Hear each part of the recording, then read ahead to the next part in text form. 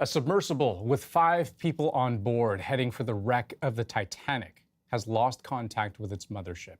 Nobody knows where it is or even whether the crew is still alive. But yesterday afternoon, we got some clues from the U.S. Coast Guard, who may have as little as 48 hours left to find a needle in a haystack. It is a remote area, and it is a challenge to conduct a search in that remote area. But we are deploying all available assets to make sure that we can locate the craft and rescue the people on board. What do we know about this vessel? Who was on board? Where might search teams find it? And just how challenging a search is this going to be?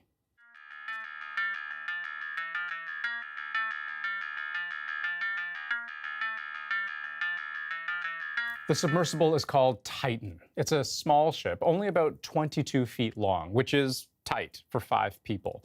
One of those people we know is British billionaire, pilot, and explorer Hamish Harding. He had been posting on social media about the trip. Also on board, French diver Paul-Henri Nargeolet, Shahzada Dawood and his son Suleiman from one of the wealthiest families in Pakistan, and the CEO of the company that runs these expeditions himself, Stockton Rush. Now, seats on board the Titan are expensive. Typically, it's $250,000 for the opportunity.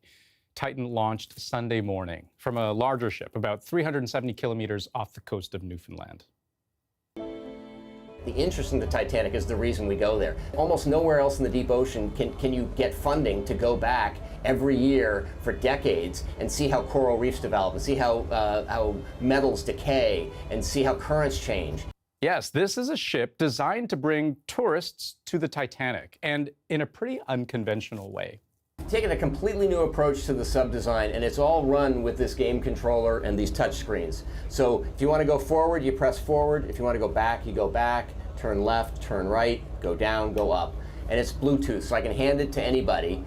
From what we know, Titan had already made this trip several times this year. But let's be clear here, this is a very remote area, and the ocean floor where the Titanic wreckage is about 13,000 feet deep. It takes 2 hours just to go straight down.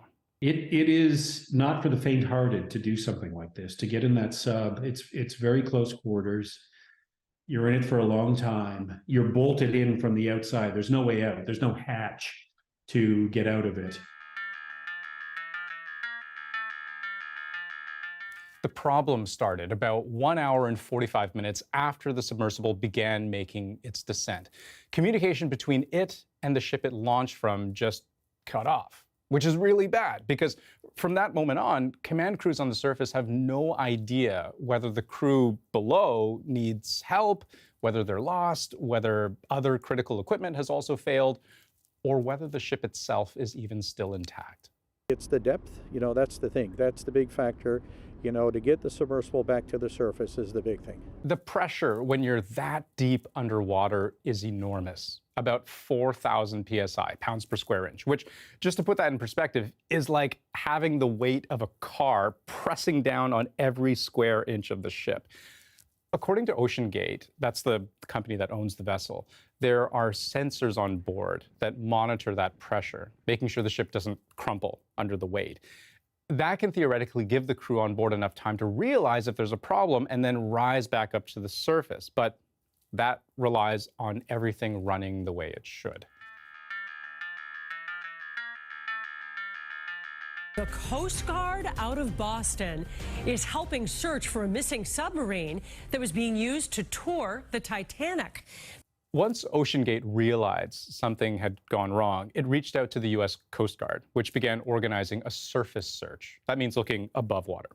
At the same time, we launched a C-130 aircraft to conduct an aerial search, both visual and radar, of the scene. The Canadian Coast Guard is also helping with 2 other planes in the sky. But you might wonder, why look for an underwater vessel above water? Well, 2 reasons. One, remember that all we know is that communication is down. Once that happened, the submersible could have abandoned the mission, rose to the surface hoping to be found. That's the best case scenario. So I've been on numerous searches inshore in a rescue boat. The energy level is high, the adrenaline is through the roof. Everybody is up on deck and on watch, using every available piece of equipment and all eyes. So right now I know there's numerous vessels out there. But the second reason why look on the surface is that the U.S. Coast Guard couldn't really do much else. The only capacity they would have had to look underwater was from the ship that launched the submersible in the first place. I mentioned at the start how this was like looking for a needle in a haystack. Adding to the complexity of this case is the fact that this was a submersible vessel. We're also having to search in the water column. That water column is 13,000 feet deep. But it's worse than that because the Coast Guard can't actually go that far down. It can only listen. And we're doing that right now with the use of sonar buoys and sonar on the ship that's out there to listen for any sounds that we can detect in the water column.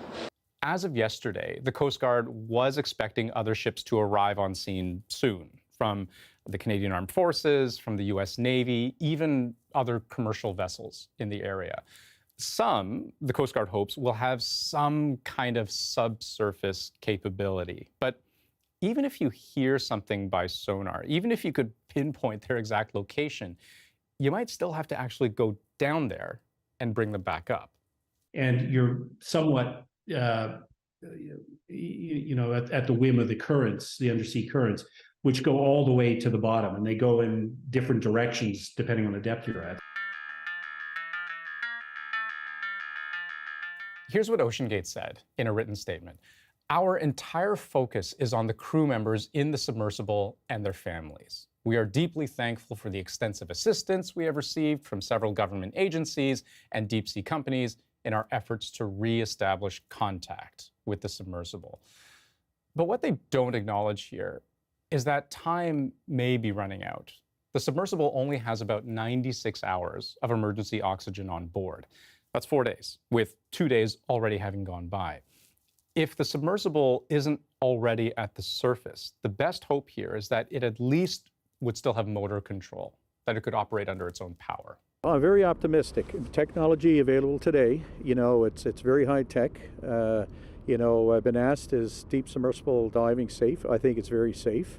I dove on a platform 20 years ago. That platform was used for many years prior to that, and dove many times a lot deeper than Titanic. I'm very optimistic that this will come to a very happy ending, and hopeful that it will. The Coast Guard said to expect more updates, more assets in the water in the coming days. We, and the whole world, it seems, will be watching.